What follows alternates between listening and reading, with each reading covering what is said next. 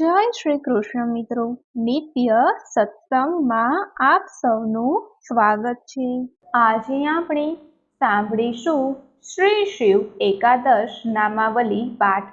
જો આ વિડીયો તમને પસંદ પડી તો લાઈક અને શેર કરી ચેનલને સબસ્ક્રાઇબ જરૂરથી કરજો।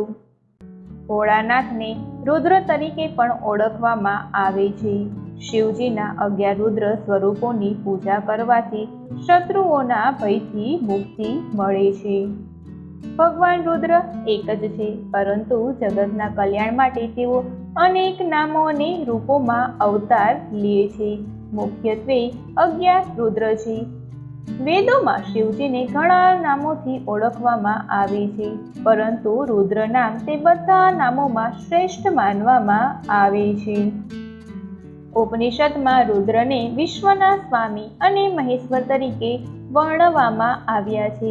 તેઓ દુઃખનો નાશ કરનારા અને વિનાશ સમયે ક્રૂર રૂપ ધારણ કરીને શત્રુને રડાવનારા એ શિવને રુદ્ર કહેવામાં આવે છે।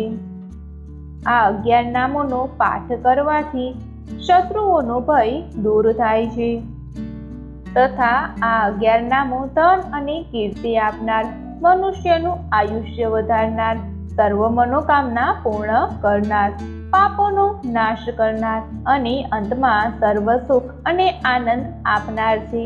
આથી નિત્ય આ શ્રી શિવ એકાદશ નામાવલીનો પાઠ જરૂર કરવો જોઈએ। તો હવે આપણે સાંભળીએ શ્રી શિવ એકાદશ નામાવલી।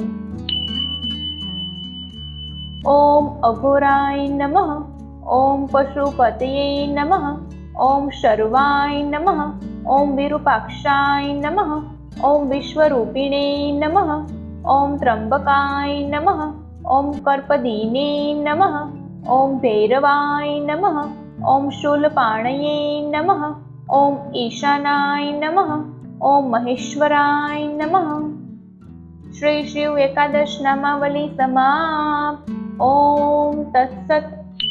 તો મિત્રો, આ હતા ભગવાન રુદ્રના 11 નામ, જેનો નિત્ય પાઠ કરવાથી શત્રુઓનો ભય દૂર થાય છે અને સર્વ મનોકામનાઓ પૂર્ણ થાય છે તથા યશ અને કીર્તિ પ્રાપ્ત થાય છે। જો આ માહિતી તમને પસંદ પડી હોય તો વિડીયોને લાઈક અને શેર કરી ચેનલને સબસ્ક્રાઇબ જરૂરથી કરજો। જય શ્રી કૃષ્ણ।